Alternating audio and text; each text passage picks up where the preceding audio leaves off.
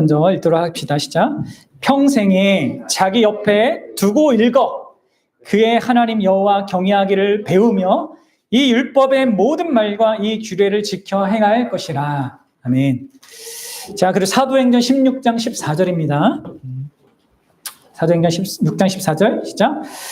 두아디라시에 있는 자색옥감 장사로서 하나님을 섬기는 루디아라 하는 한 여자가 말을 듣고 있을 때 주께서 그 마음을 열어 바울의 말을 따르게 하신지라. 아멘.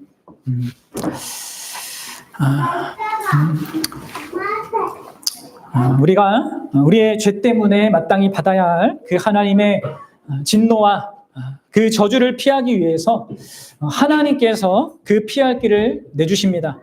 너무 감사한 거죠. 그 피할 길로 우리에게 어떤 반응을 요구하시는데 두 가지라고 했습니다. 그것은 예수 그리스도를 믿는 믿음과 생명에 이르는 회개입니다. 하나님께서는 이런 이 죄인들을 향하여서 이런 두 가지의 인격적인 반응을 요구하십니다. 그런데 하나님께서는 우리가 알아서 믿고 알아서 회개하라 이렇게 하지 않으시고 그런 참된 반응을 가질 수 있도록 우리에게 은혜의 수단들을 또한 제공을 하시는 거죠. 그 은혜의 수단들, 그게 뭐라고 했습니까? 신약 성경이 말하는 은혜의 규례들, 수단들, 이것을 이제 소율이 문답은 세 가지로 요약하고 있다고 했습니다. 네. 뭐예요? 네? 말씀과 성례와 기도입니다. 그리고 이 말씀과 성례와 기도를 다만 개인적으로 영위하는 그런 의미가 아니라 교회적인 맥락이 있는 겁니다. 이제 대교리 문답에는 그것까지 나와 있죠.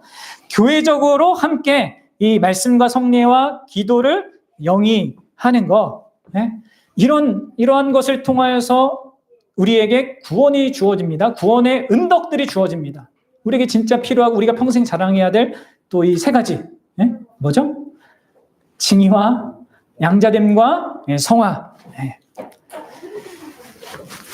자, 이 하나님께서 이렇게 자신의 구원과 구원의 은덕을 제공해 주시는 이 수단들을 이제 이후에 소율이 문답은 계속 다룹니다.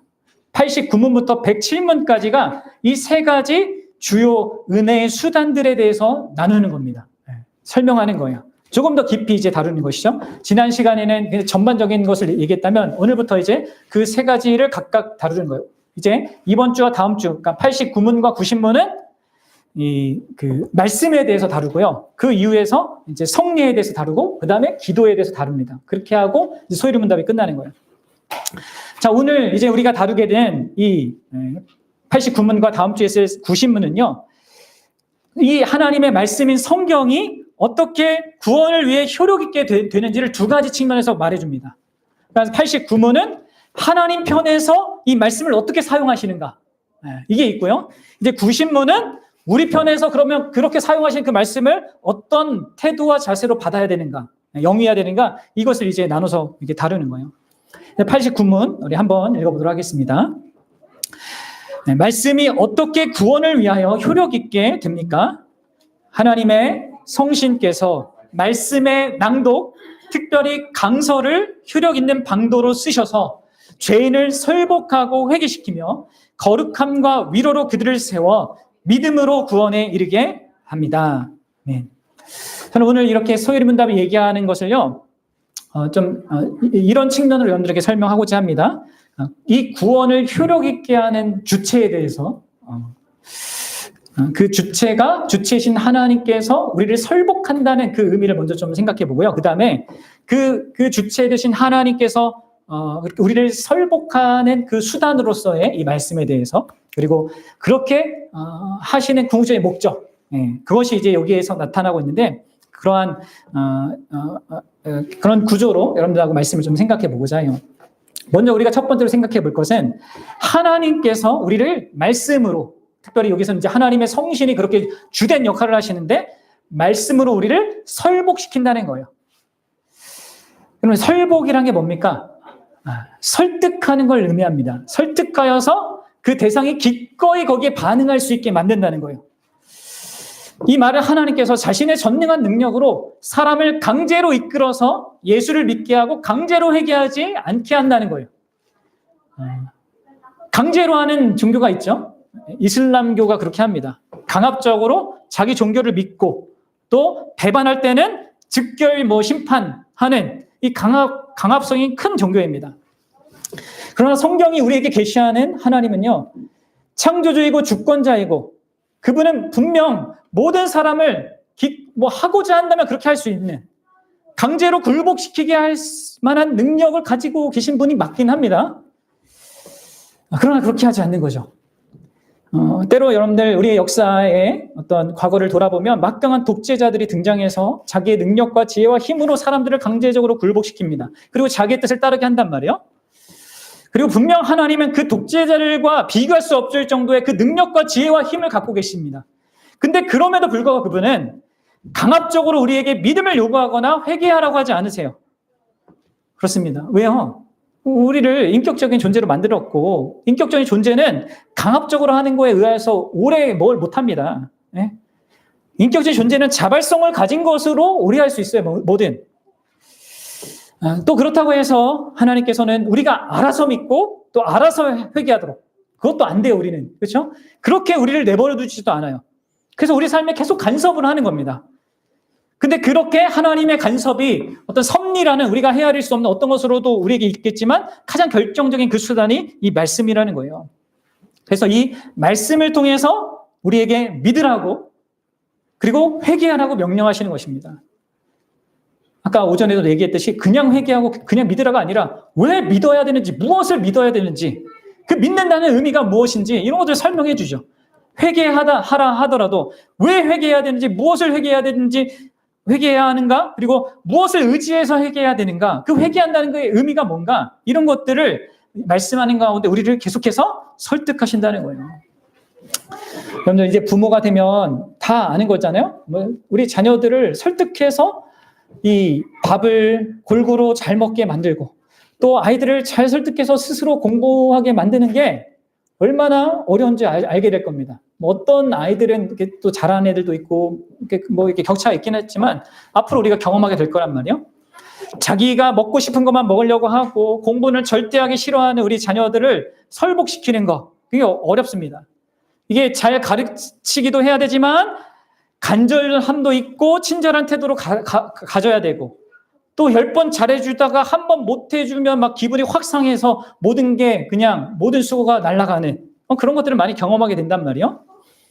그러니까 우리 자녀들을 향하여서 부모가 어떤 선한 목표를 향해서 같이 가자고 이렇게 설복할 때는요, 진짜 많은 지식도 있어야 되고, 사랑도 있어야 되고, 인내도 있어야 되고, 지혜도 있어야 됩니다.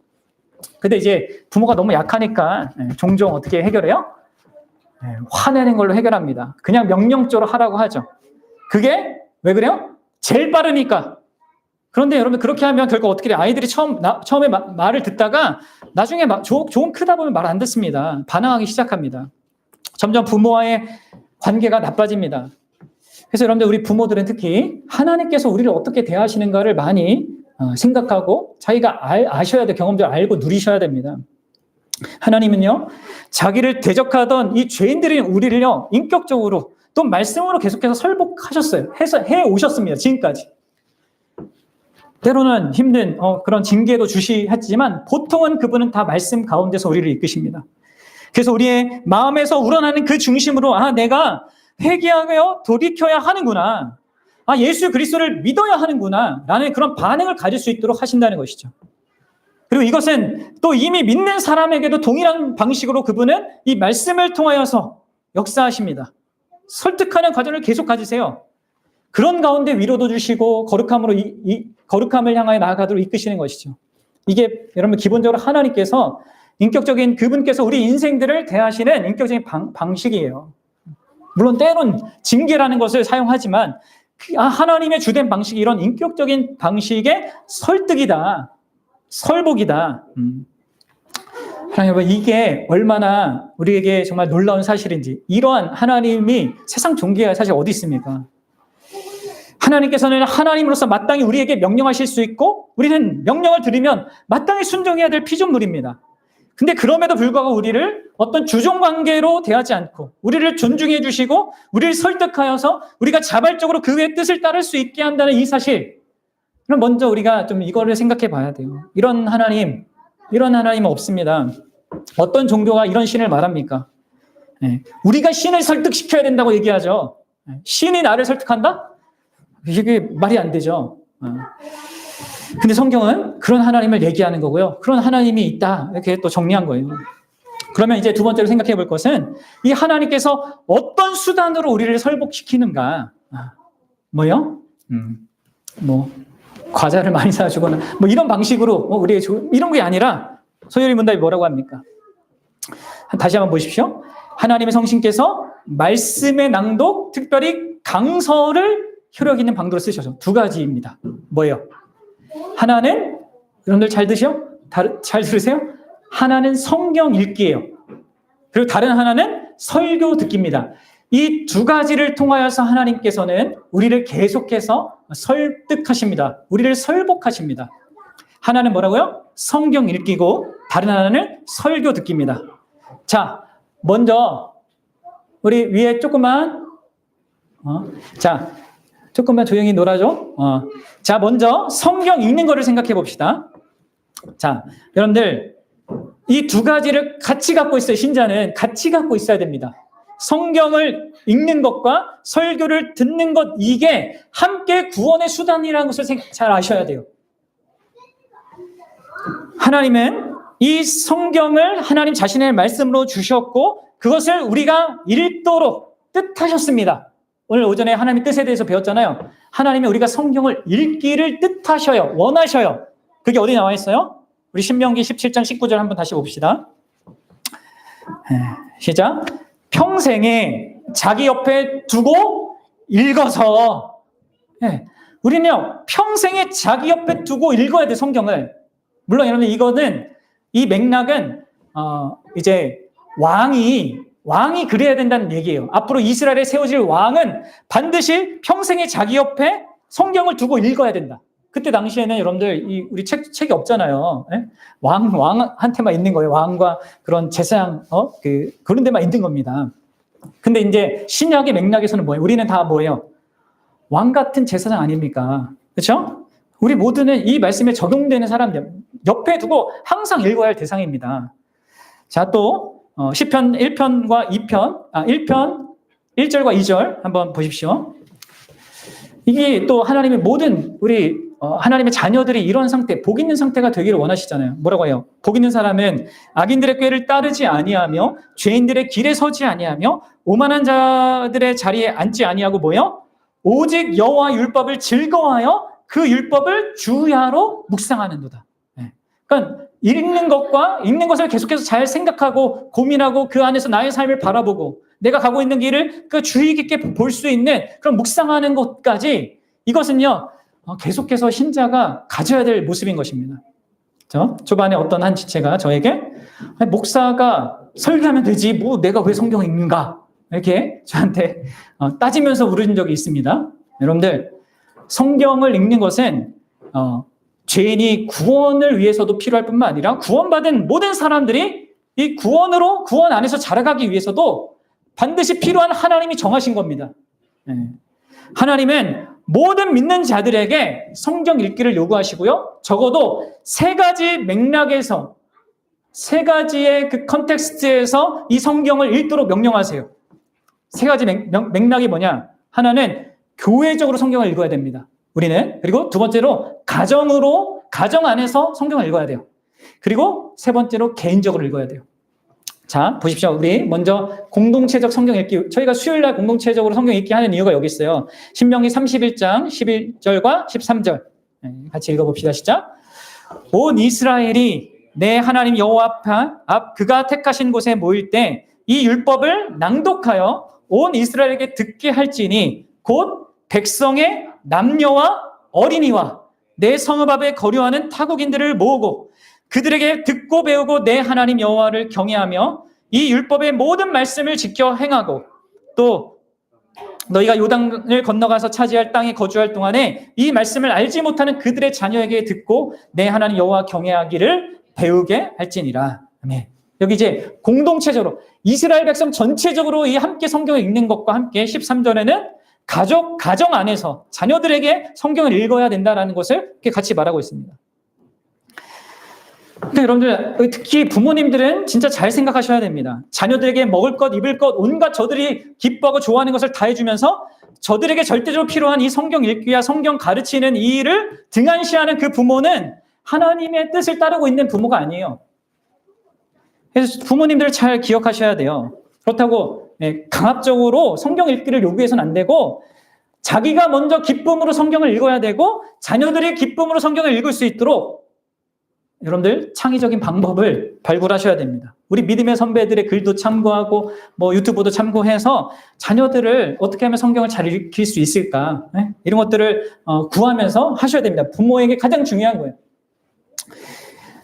그리고 이제 성경은 개인적으로도 읽혀야 한다고 하는데, 아까 우리가 읽었죠. 평생에 자기 옆에 두고 읽어야 된다. 왕같은 제사장인 모든 하나님의 백성들 그렇게 해야 됩니다.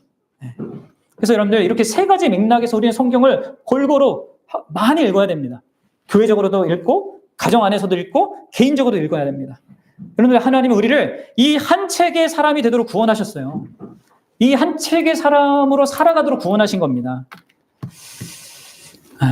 그래야지만 여러분들, 지금 내 안에 가득한 예수를 알기 전에 혹은 예수에 대한 이 신앙에 대한 이 왜곡된 것이 내 안에 가득하고, 또 세상이 나한테 주입하고 내 안에 이렇게 저장되어 있는 그런 것들이 너무 많기 때문에, 그래서 항상 우리는 내 생각, 내 뜻, 내 감정으로 막 그렇게 반응하며 살아가는 건데, 이 죄에 물들고 한계가 있는 어떤 사람들의 그 견해에 이렇게 영향받은 우리가 계속해서 이 말씀에 영향을 받아야 합니다. 하나님이 어떤 분이신지, 하나님이 왜 이 생을 창조했고, 왜 타락을 허락하시고, 구원은 왜 하시고, 이러한 모든 영광을 향해서 우리를 또 교회로 허락하신 이런 모든 것들을 계속해서 들어야 돼요. 알아야 돼요. 봐야 돼요. 그래야지만 우리가 진짜 자유로워집니다. 그러니까 우리를 자유롭게 하기 위해서 그분이 요구하시는 거예요. 힘든 일을 하라고 하는 것이 아니라 자유로워지라고. 하나님을 아는 것 속에서 진짜 참된 현실을 살아가게 하라고. 그래서 여러분들, 우리가 온 힘을 다해서 성경을 열심히 읽어야 돼요. 어떻게 읽느냐는 이제 다음에 우리가 기회를 두면 다루고요. 결국 어떤 목적을 위해 읽느냐를 좀 생각하면 돼요. 일단 그 목적이란 것은 성경을 읽는 것의 1차적인 목적, 이제 그것에 더 나아가면 우리가 거기에 순종하는 것까지 되겠지만, 일단 성경을 읽는 것 자체, 그 자체의 목적을 여러분들 어떻게 두셔야 되냐면, 요한복음 5장 39절에서 예수님이 말씀하신 대로 그렇게 두셔야 됩니다. 교회 공동체적으로 읽든, 가정에서 읽든, 개인적으로 읽든, 그냥 이 성경에 있는 내용들을 그냥 이렇게 파악하고 이해하는 정도가 아니라 이거를 목적해야 돼요. 뭐예요? 너희가 성경에서 영생을 얻는 줄 생각하고 성경을 연구하거니와 이 성경이 곧 내게 대하여 증언하는 것이라. 그렇습니다. 뭘 위해서요? 일단은 예수 그리스도를 발견하기 위해서 성경을 읽어야 됩니다. 그러니까 이 성경을 통해서 내가 뭘 실천할까, 뭘 적용할까, 뭘 순종, 이거 전에 먼저 예수 그리스도를 알고 그분을 더욱더 깊이 깨닫고 누리고자 이 성경을 읽고자 해야 됩니다. 이것이 여러분들이 공동체적으로든 개인적으로든 가정으로든 성경을 읽을 때 가장 중요하게 포인트를 두고 가셔야 될 거예요. 자, 그리고 이제 두 번째로 우리의 그 수단, 우리의 그 설복하시는 그 두 번째 수단은 바로 설교 듣기예요. 자, 성경 읽기와 함께 반드시 병행돼야 하는 것. 성경 읽기와 함께 반드시 병행되어야 하는 것이 바로 설교 듣기인데, 사실 어떤 의미에서는 성경 읽기보다 더 중요하다고 할 수 있어요. 자, 여기 보세요. 89문 여기 답을 보십시오. 하나님의 성신께서 말씀의 낭독, 이건 성경 읽기입니다. 고대 사회는 이게 성경이 이렇게 우리 오늘처럼 이렇게 있는 게 아니라 이제 교회 가야지만 들을 수 있는 거란 말이에요. 그렇죠? 그러니까 성경 읽기, 성경 낭독, 이것과 함께 특히라고 돼 있죠. 특별히 강설을 효력 있는 방도를 쓰신다는 거예요. 강설이란 뭡니까? 바로 설교란 내용. 성경을 풀어서 설명해 준다라는 겁니다. 이제 이것을 이제 설교를 어떻게 들어야 되는가가 이제 구신문의 핵심적인 내용인데, 오늘은요, 일단 하나님께서 이 부족하지만 설교자를 통하여서 선포하는 이 설교를 통해 역사한다는 것을 여러분들이 지금 좀 생각해 보셔야 됩니다. 하나님은 하나님의 말씀이 이렇게 기록되게 하셨고 그것을 읽도록 명령하셨습니다. 근데 뿐만 아니라 그분은 이 말씀이 설교되도록 정하셨어요. 이것을 통하여서 이런 설교를 통하여서 그 설교 듣는 것을 통하여서 하나님은 사람을 구원하고 구원에 이르도록 그 구원한 상태에서 계속 자라도록 이끄십니다. 하나님이 그 목적을 위해서 사람을 따로 세우셨고 그들에게 직무를 맡기셔서 저들이 그 직무를 수행할 수 있도록 은사까지 주셔서 그 일들을 하게 하세요. 자, 에베소서 4장 11절과 12절 보겠습니다. 네. 지난번에 이제 어떤 분이 저한테 이런 말을 하셨습니다. 목사는 다 자기가 되고 싶어서 하는 거 아니냐. 그러니까 일반 이게 직업을 선택하듯이 그렇게 하는 거 아니냐. 그게 무슨 하나님이 세우는 거냐. 막 이런 얘기를 하셔요. 근데 제가 하나님이 세우는 겁니다. 이런 말씀을 드렸습니다. 근데 그분은 아니다. 지가 원해서 하는 거다. 또 이렇게 얘기하셔요. 그래서 제가 이 성경 구절을 보여줬어요. 그리고 그분 아무 말도 못 하셨습니다. 그냥 입을 이렇게 다무셨죠. 한번 보십시오. 그는 예수 그리스도입니다. 그가 뭐예요? 어떤 사람은 사도로, 어떤 사람은 선지자로, 어떤 사람은 복음 전하는 자로, 어떤 사람은 목사와 교사로 삼으셨으니 이는 성도를 온전케 하여 봉사일을 하게 하며 그리스도의 몸을 세우려 함이라. 목사는 누가 세웠다고요? 그리스도가 세우십니다. 근데 그 목적은 뭐예요? 성도를 섬기도록, 성도에서 군림하라는 게 아니라 성도를 섬기라고 세운단 말이에요. 그렇습니다. 목사는 지가 되는 것이 아닙니다. 물론 자기가 될 수 있어요. 왜냐하면 오늘날에는 어떤 이 신학교 시스템만 거기 안에 들어가서 공부하고 잘하면은 이제 이게 안수를 주니까 뭐 크게 사고만 안 치면 그냥 줍니다, 다. 하지만 분명 성경은 하나님이 친히 목사와 교사와 같은 그 직분자들을 설교의 사역을 위해서 부르시고 그들에게 권위와 은사를 주셔서 설교하게 하신다는 거예요. 그 일에 하나님이 그리스도가 주관자가 되시는 것입니다. 그래서 여러분들 한 교회에 하나님이 세우신 그 목회자를 통해 말씀이 충실되게 전달되는 자리에 내가 있다. 그런 교회가 있다라고 하면 그 안에 속한 교회 지체들은 참 큰 복을 받은 것입니다. 저 목회자가 나에게 이 기록된 말씀을 그 하나님의 말씀을 있는 그대로 펼쳐서 더 선명하게 보여주는구나 하는 그런 목회자가 우리에게 있다면 그게 큰 복이라고요. 교회적인 의미로. 그리고 거기에 사실 교회가 있는 겁니다. 그리고 하나님의 말씀이 온전하게 선포되는 목회자와 그 선포되는 그 자리가 참된 교회의 가장 중요한 표지 중에 하나예요. 자, 이 말씀 읽기와 이 하나님이 세우신 직분들을 통해 어떻게 설교를 듣게 하시는가가 연결돼서 구원과 이렇게 접목되는 일이 이 신약 성경에 있어요. 그 사례가 등장합니다. 우리 사도행전 8장 27절부터 31절 한번 보겠습니다.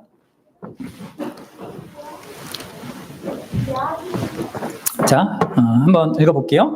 일어나 가서 보니 에디오파 사람 곧 에디오피아 여왕 간다게의 모든 국고를 맡은 관리인 네시가 예배하러 예루살렘에 왔다가 돌아가는데 수레를 타고 선지자 이사야의 글을 읽더라. 성경 읽기를 하고 있습니다. 근데 어떤 일이 벌어집니까?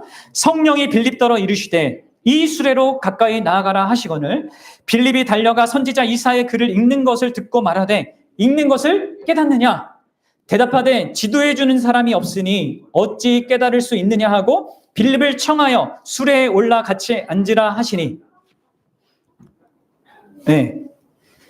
그리고 그 뒤에 안 나와요? 네, 안 나와요. 네, 이런 일이 벌어지는 거죠.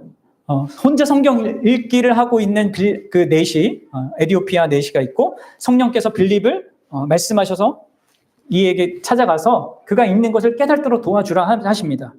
그러면 35절 이게 나오진 않았지만 제가 하진 않았지만 빌립이 이사야의 그 구약 본문을 시작하여서 뭐라고 하냐면 예수를 가르쳐 복음을 전하더라 이렇게 기록되어 있습니다. 그러니까 하나님이 세운 사람을 통하여서 그 구약의 말씀에서부터도 예수 그리스도에 대한 그 진리의 복음을 듣게 하셔서 그 내시로 하여금 구원을 받게 하셨고 결국 이 내시가 놀랍게도 그 순간에 예수님을 영접하여 세례를 받게 된단 말이에요.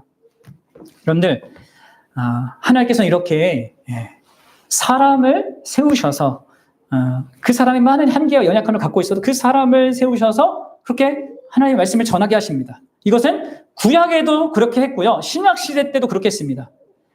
이 하나님이 세우는 방식은 언제나 자기 백성의 삶과 긴밀하게 연결되어 있고 공유하고 있는 것이 있는 자를 불러서 하나님의 마음과 뜻을 알게 합니다. 그래서 그렇게 세워진 말씀 사역자와 인격적으로 연결되어 있는 자들에게 적실한 메시지가 전달되도록 하는 방식을 계속해서 사용해 오신 것입니다. 모든 선지자들도 그렇고 사도들도 그렇고 그 이후에 사도들이 또 목회자를 세울 때도 그렇고 다 그런 방식이었습니다. 그래서 여러분들 우리가 저보다 훨씬 더 이 말씀을 잘 풀어내고 막 이 성경에 대한 지식이 해박해서 이걸 잘 이렇게 설교하셨던 그런 분들이 남겨놓은 그 설교문들 많잖아요. 우리 믿음의 선배들이. 그것을 집에서 내가 책으로 읽고 아니면 심지어 유튜브를 통해서 유명 목회자들 그리고 설교를 잘한다고 하는 복음을 잘 전한다고 하는 그런 사람들의 설교를 내가 일방적으로 이렇게 듣는 이것보다도 저들보다도 여러 가지 면에서 부족하지만 여러분들과 인격적인 관계를 맺고 있는 그런 목회자를 통해서 설교를 듣는 것이 여러분들에게 더 큰 유익인 거예요. 이것은 마치 자녀가 가정에서 부모를 통해서 그 부모가 여러 가지 부족함이 있지만 그 부모를 통해서 자기가 살아가는 삶의 여러 가지 측면들을 그 인격적인 관계 속에서 대화하고 배워가면서 그렇게 되는 것처럼 그게 마찬가지입니다. 그래서 여러분들은 우리 지체들은 여러분들의 목회자가 있어야 되고 여러분들의 목회자가 설교하는 그런 자리를 소중하게 여겨야 합니다. 그를 통하여서 하나님께서 자신에게 들려주고자 하시는 그 메시지를 듣는 일에 마음을 쏟아야 합니다. 평생 이 성경 읽기와 설교 듣기에 있어서 자신 안에 계속해서 풍성한 은혜가 있도록 구하시는 것 가운데 그렇게 해야 돼요. 왜냐하면 하나님께서 그걸로 우리를 구원하니까 그렇습니다. 구원의 시작부터 구원의 완성까지 그렇게 하시는 거예요. 그럼 마지막으로 이제 하나님께서 우리를 이 말씀으로 설복시키는 그 궁극적인 목적은 무엇입니까? 우리 다시 한번 이 89문 답 한번 보세요. 읽어봅시다. 시작. 하나님의 성신께서 말씀의 낭독 특별히 강서를 효력 있는 방도로 쓰셔서 뭐합니까? 쓰셔서 그 목적은 이겁니다. 죄인을 설복하고 회개시키며 거룩함과 위로로 그들을 세워서 믿음으로 구원에 이르게 합니다. 그렇습니다. 여기에선 이제 우리가 여기도 두 가지로 나눠서 생각해 볼 수 있죠. 하나는 예수 그리스도를 믿기 전에 있는 상태에 있는 사람들, 다른 하나는 예수 그리스도를 믿는 자들에게 이 말씀이 어떻게 역사하는가. 이게 목적이 있는 것입니다. 앞에가 이제 기본적인 목적이고 뒤에가 이제 궁극적인 목적이죠. 이제 구원받지 못한 자들이 이제 믿음을 갖고 살아가서 구원의 완성까지 이르는 거니까 이게 이제 연결되어 있는 목적입니다. 일단 그리스도 밖에 있는 죄인들에 대하여 말하자면 이렇게 말씀으로 설복의 과정을 같이 걷게 하시는 이 기본적인 목적은요. 죄인들에게 확신과 회심을 가져다 주기 위한 거예요. 확신과 회심. 자, 말씀이 무엇을 확신하게 합니까? 바로 죄의 본질과 그 심각성입니다. 죄는 본성적으로 자기가 죄 가운데 있다는 것을 잘 깨닫지 못합니다. 그냥 죄 가운데 살면서도 그걸 아주 편안하게 생각합니다. 얼마나 이 죄의 심각성이 끔찍한지를 알지 못해요. 또 자신이 지금 마땅히 인간으로서 하나님의 창조물로서 그 피조물로서 살아가야 될 그 자기의 참된 위치와 자신이 얼마나 먼 그 조건에 있는지를 알지 못합니다. 그래서 담대하게 무모하게 죄를 지어요. 바로 하나님의 말씀은 그를 그런 하나님 앞에 세우고 하나님이 세우신 그 원칙과 그 법 앞에 세워서 그를 판단하고 확신시키고 그를 정죄합니다. 하나님의 말씀은. 그래서 이전에는 결코 보지 못했던 이 죄를 보게 하시고 그 죄로 말미암아 자기가 사실 지금 받고 있는 그 죄된 그 상태의 비참함 그리고 진노 아래에 있다는 이 상태 그리고 그것의 궁극적인 그 결론이 얼마나 끔찍한지를 알고 깨닫고 확신하게 합니다. 이게 하나님의 말씀이 이제 하나님을 처음에 모르던 사람에게 주는 확신이에요. 이게 죄구나. 내가 이렇게 살다가는 진짜 형벌을 멀할 수 없구나. 내가 이렇게 그동안 죄 가운데 하나님을 대적하며 살았다니. 진짜 부끄러운 거구나. 그리고 이렇게 살다가는 내가 결국 정말 두려운 결과를 맛보겠구나. 이렇게 죄에 대하여서 새롭게 생각하고 새롭게 느끼게 되는 것이죠. 확신하게 되는 것이죠.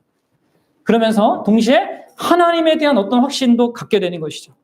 어떤 확신이요? 바로 그 하나님께서 그런 죄인을, 그런 비참한 자신을 그냥 내버려 두거나 바로 심판하지 않으시고 바로 놀라운 구원의 일을 예수 그리스도 안에서 이루셔서 그것을 나에게 주시고자 하신다라는 것을 알게 됩니다.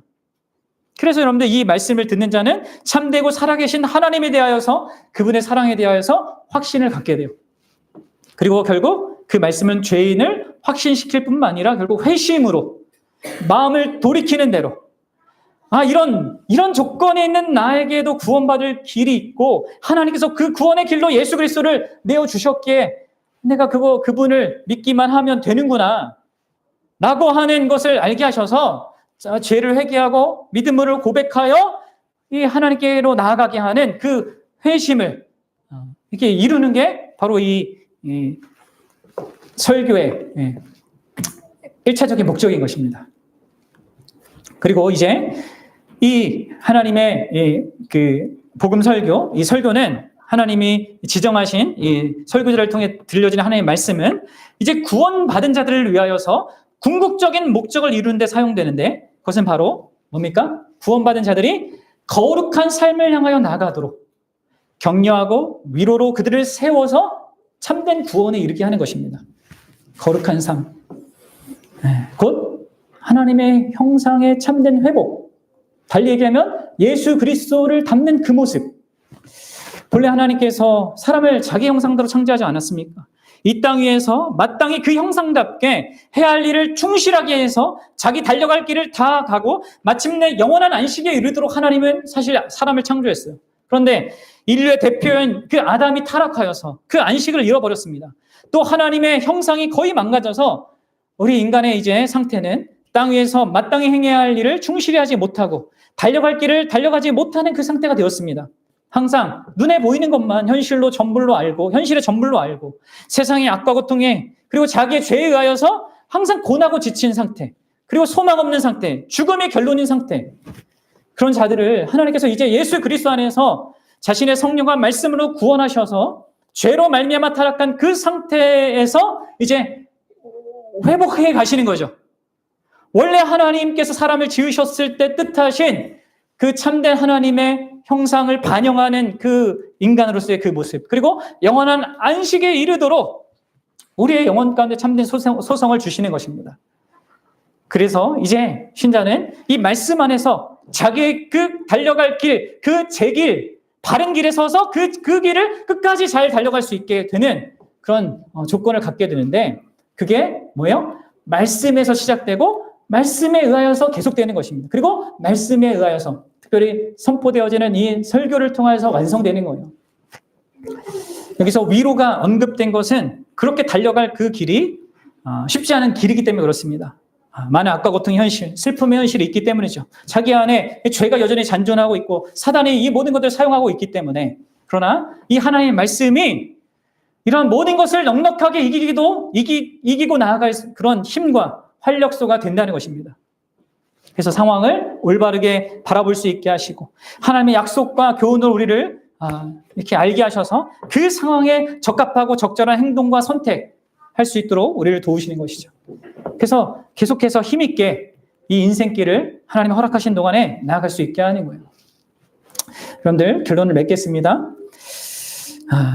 이처럼 성경의 하나님은 인격적인 수단인 바로 말씀을 통해서 자신의 말씀으로 죄인을 설복시키시는 분입니다. 성경 읽기와 설교를 수단으로 성령께서 이렇게 사용해 주실 때 우리는 우리 안에 우리가 설복되는 것을 경험되어지게 되고 그 궁극적인 목적을 향하여서 반응하게 돼요. 죄인들은 이제 자기 죄를 깨닫고 하나님을 깨닫고 마음을 돌이키게 되고 더 나아가 이미 믿는 자들은 더 예수님이 원하시는 하나님이 원하시는 그것을 향하여서 자신 안에 하나님의 형상이 회복되어지는 것을 이제 경험하며 살아가는 그 삶으로 나아가는 것이죠. 이때 주되게 사용하는 게 뭐다? 물론 하나님이 섭리도 사용하십니다. 특별한 어떤 일들을 우리에게 주시고 관계 속에 여러 가지 상황을 통해서 그렇게 하시지만 주되게 사용하시는 게 이게 말씀이다. 그래서 여러분들 마지막으로 진짜 다시 한번 부탁드리는데 여러분들은 이 성경을 진짜 소중히 여겨야 됩니다. 교회적으로나 가정 안에서나 홀로 부지런히 읽어야 됩니다. 그것을 통하여서 그냥 근데 막 하면 안 되고요. 그것을 통해서 역사하시는 효력 있게 하시는 성령의 도우심을 구하면서 매일 성경을 상고하고 또 상고하십시오. 또 여러분들은 여러분을 위해 세운 목회자가 전하는 그 설교의 자리를 설교를 듣는 자리를 소중히 여기고 여러분들 양심적으로 적극 힘써 참여하십시오. 그냥 나는 설교자들의 설교를 문을 읽겠다. 아니면 유튜브 설교 듣겠다. 심지어 저의 설교를 듣는데도 유튜브로 듣겠다. 그러니까 뭐 힘들고 어려운 상황이 있어서 아파서 뭐 그럴 수 있겠지만 그런 식으로 하면 안 되고 그건 다 보조 수단일 뿐이지. 여러분들과 인격적인 관계 속에서 그것을 인격성을 영위할 수 있는 그런 이런 자리를요 소중히 여기셔야 합니다. 그게 없으면 그 사람은 구원에 이르도록 잘하는 것이 없습니다. 그리고 이제 마지막 적용점은 여러분들이 염두에 둘 것이 있는데 그건 바로 하나가 다른 하나를 밀어내지 못하게 해야 돼요. 뭐요? 성경 읽기와 설교 듣기가 함께 있도록 하나님이 정하셨다는 거예요. 하나님이 하나가 되게 하신 거, 그건 부부만이 아니라 이 두 가지입니다. 성경 읽기와 설교 듣기도 하나가 되게 하셨습니다. 그러니까 설교를 듣는다고 해서 성경 읽기를 게으리 하면 안 되고요. 또 성경을 읽는다고 해서 설교 듣는 것을 소홀히 하면 안 됩니다.